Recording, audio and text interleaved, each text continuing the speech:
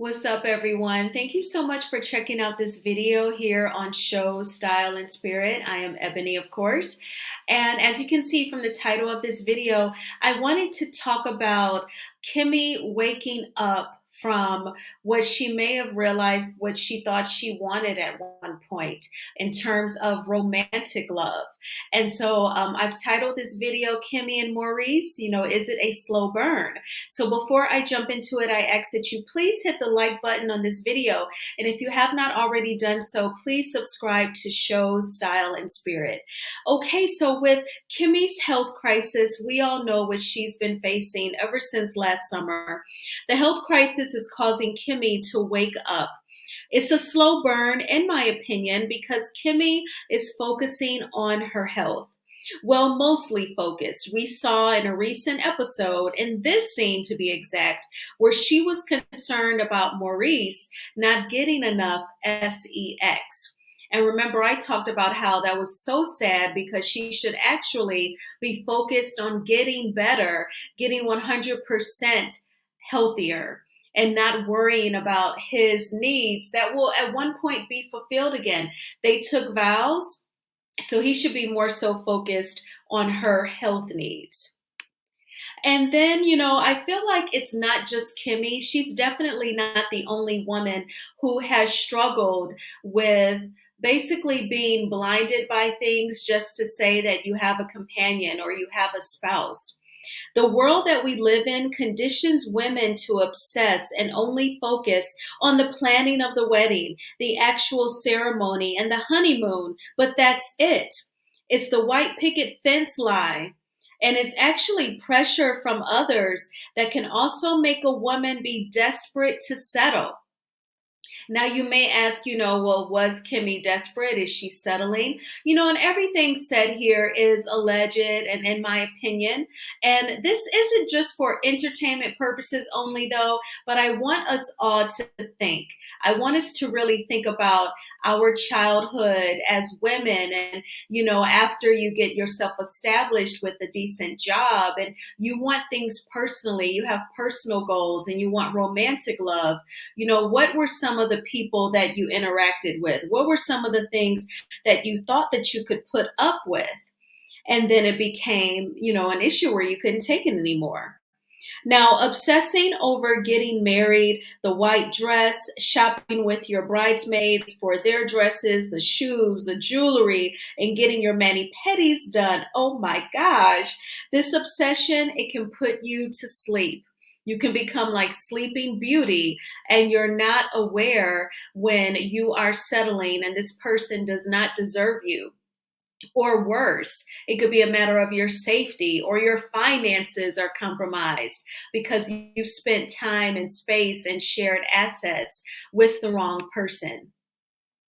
Now, Kimmie has been asleep, but in addition to the health crisis waking her up, even a fresh attempt at friendship with Melody is waking her up. And I have to say that, I've said it before, I enjoy their scenes when it's just Melody and Kimmie. I feel like the friendship is, the conversation, I should say, is relatable and fresh. And I mean, it's almost like trendy, like almost like a sitcom that I would want to watch, like Harlem, or like I said before, at Sarah Jessica Parker, and you have Sex in the City.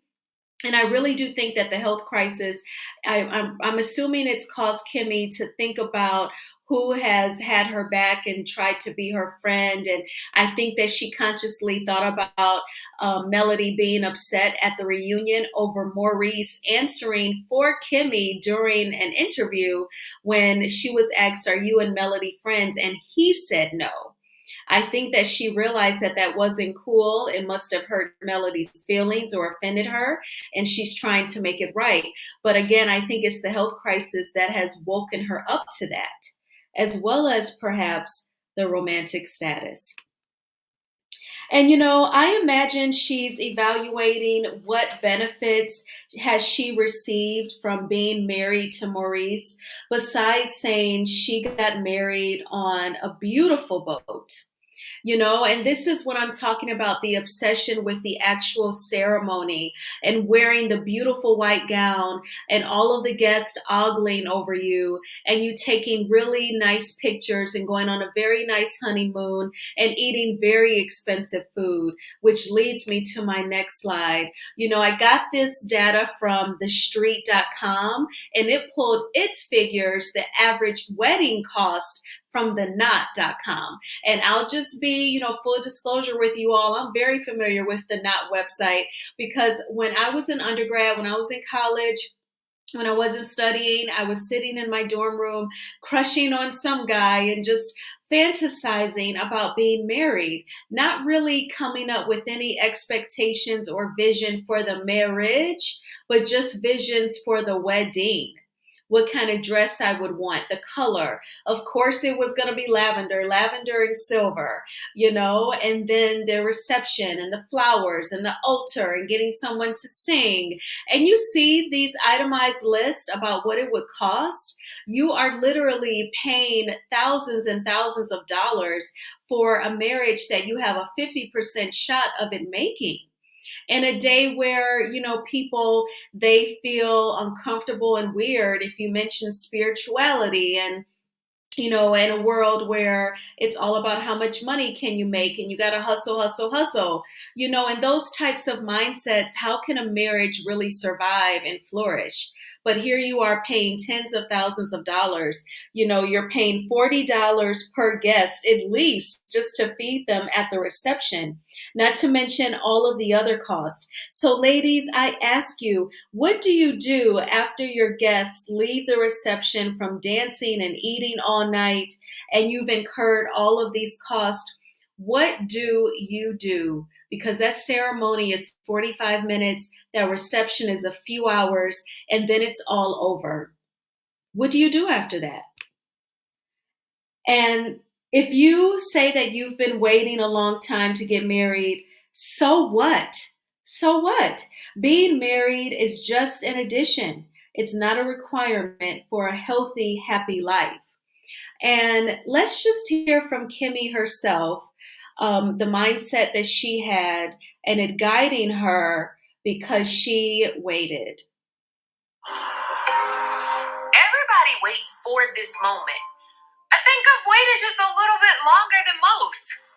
I am in love with this man, and to hear him say these vows, how do you put that into words? It's like the biggest moment of my life.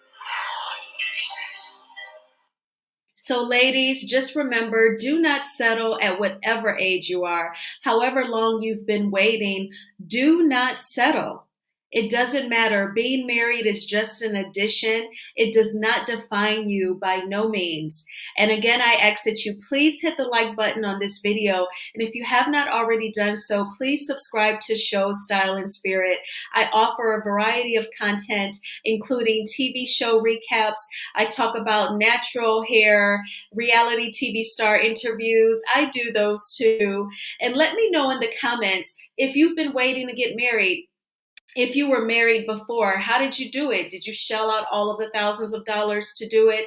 What do you women think about the actual ceremony and the reception being so short, like a flash, versus the marriage, which you hope is for a lifetime? I look forward to hearing what you have to say, and I'll talk to you soon. Bye-bye.